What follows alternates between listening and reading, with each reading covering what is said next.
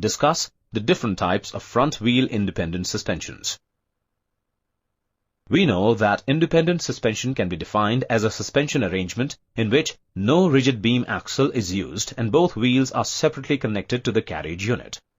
Now, independent suspension used for front wheels is known as front wheel independent suspension, whereas the independent suspension used for rear wheels is known as rear wheel independent suspension. Now, front wheel independent suspension is mainly of 5 types: double wishbone type, MacPherson strut type, vertical guide type, trailing link type, and swinging half-axle type. Let us discuss each in brief. Double wishbone type suspension. A typical double wishbone type suspension can be shown as: it consists of 2 suspension or control arms for each wheel, called the upper wishbone arm and lower wishbone arm. These arms are named wishbone because they take the shape of letter V or chicken wishbone. The open ends of both control arms are pivoted to the chassis frame, whereas the closed ends are connected to the stub axle with the help of a connecting arm and kingpin. The coil spring with the shock absorber is placed in between the lower wishbone and the frame member. Now, when the wheel hits a bump, the control arms move up, thus compressing the coil spring. Since the shock absorber is also fitted with the spring, it damps the vibrations set up in the coil spring. The V-shape of the control arm helps in many ways. It keeps the wheels in correct position. It transmits the sprung weight to the spring. It resists the acceleration, braking, or cornering forces. Also, the upper control arm is kept shorter in length than the lower control arm. This is done to keep the wheel track constant while cornering, thereby providing less tire scrub. MacPherson strut type suspension.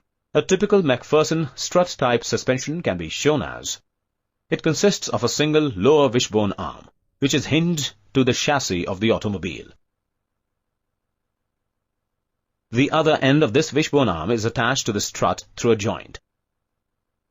The strut containing the shock absorber and the spring is connected to the stub axle which carries the wheel. The upper end of this strut is fixed to the body structure through a flexible mounting. Due to this, a stronger body is required to absorb the full suspension load. Therefore, frameless chassis construction is preferred for this suspension. Here, the steering motion of the wheel is provided through the lower control arm. MacPherson strut suspension has many advantages, such as: it is very easy and cheap in construction and requires very less maintenance. It is lighter and simpler than double wishbone suspension, thus keeping the unsprung weight lower. It requires very less space and so is very useful in front-wheel driven automobiles where more room is required in the engine compartment. The vertical guide type suspension. A vertical guide type suspension can be shown as: it consists of an extended cross member to which the kingpin of the stub axle is attached at one end. The coil spring and the shock absorber are attached on this stub axle. The other end of the kingpin is fixed to an upper spacing bar. According to the up and down motion of the wheel, the kingpin is also allowed to move up and down, thus compressing or elongating the spring. The major disadvantage of this type of suspension is decreased stability of the automobile. Trailing link type suspension. A typical trailing link type suspension can be shown as: in this suspension, a horizontal torsion spring with shock absorber is attached to a trailing linkage, which is attached to the shaft that carries the wheel hub. The other end of the coil spring is attached to the frame side member. Now, when the wheel moves up or down, it winds or unwinds the spring respectively. In some automobiles, torsion bar is also used in place of coil springs. The major disadvantage of this suspension is that the distance between the front and rear wheels during springing changes. Also, it requires very much space. Swinging half-axle type suspension.